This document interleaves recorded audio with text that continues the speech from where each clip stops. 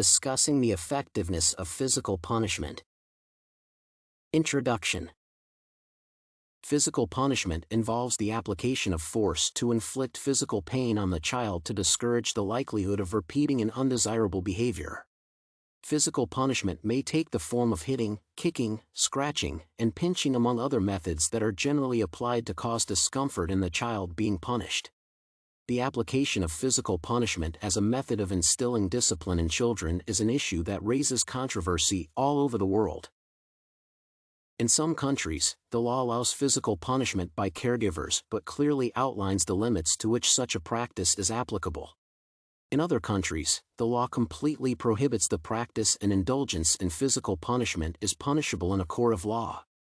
In most cases, especially in developing countries, physical punishment continues to be used on defenseless young children who are ignorant of their rights. Discussion. Physical or corporal punishment is a traditional practice transmitted to generations over time. One may wonder why the issue has started raising controversy in contemporary society while our ancestors were indifferent. The reason behind this controversy is the increased human awareness of the modern man and his increased sensitivity to issues addressing human rights in society. This has led to the establishment of social organizations that fight for human rights and formulate government laws and policies that ensure that human rights are not violated. Physical punishment often gives rise to child abuse. It displays elements of violence through a lack of respect for the victim, who is not entitled to react in the same way as the person applying the punishment. Child abuse may occur intentionally or unintentionally. If a child suffers from an injury or tissue damage during the execution of physical punishment, it may serve as sufficient grounds for assault or protective custody for the child. Cases of child abuse through physical punishment are common among parents who were also physically abused during their childhood. Some writers refer to physical violence on children as a form of domestic violence that calls for attention.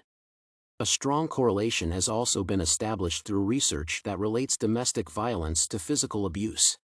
American studies reveal that a considerable fraction of parents who abuse their spouses also abuse their children. Opponents of physical punishment argue that it does not give the intended result but often results in negative side effects on the child. They further argue that physical punishment triggers strong emotional responses by the child towards the caregiver executing the punishment, and the child may develop anxiety, anger, and resentment towards the caregiver. Previous studies have shown that children who are subjected to physical punishment exhibit aggressive tendencies, criminal behaviors, and mental health problems, among other negative traits, in the future. The studies further reveal that physical punishment is associated with poor parent-child relations and childhood delinquencies.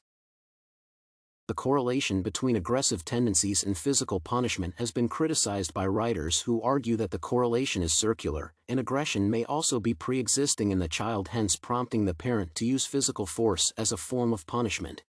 These critics also argued that the conclusion that physical punishment negatively impacts the child fails to differentiate between the effects of frequent harsh physical punishment and those of punishments that were applied mildly and occasionally.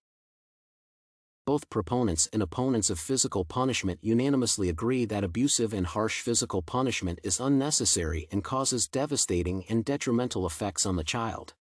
However, some people feel that mild physical punishment should be employed, especially on a child who is too young to understand verbal reprimand and withdrawal of privileges, which are the often preferred methods of instilling discipline in children. If physical punishment is not overused, it can serve the same purpose that other forms of punishment achieve. However, the caregiver must be extremely cautious and use it as a last resort to discipline a child. To ensure that it does not violate the child's rights, the caregiver should apply it immediately after the occurrence of punishable behavior and also explain the reason for the punishment to the child. Failure to do this may lead to negative effects associated with physical punishment discussed earlier. The caregiver should also ensure that the punishment is just severe enough to achieve its intended purpose. Excess punishment leads to abuse of the child's rights. Conclusion. Due to the concerns raised over the effectiveness of physical punishment, caregivers should use other preferable methods of punishment, such as withdrawal of privileges, to instill discipline in the children. In most cases, physical punishment does not achieve its intended disciplinary goals but often leads to violation of the child's rights, and therefore it is deemed as an unnecessary mode of punishment that should be abandoned. Caregivers must protect the children from any type of harm, including that which emanates from physical punishment.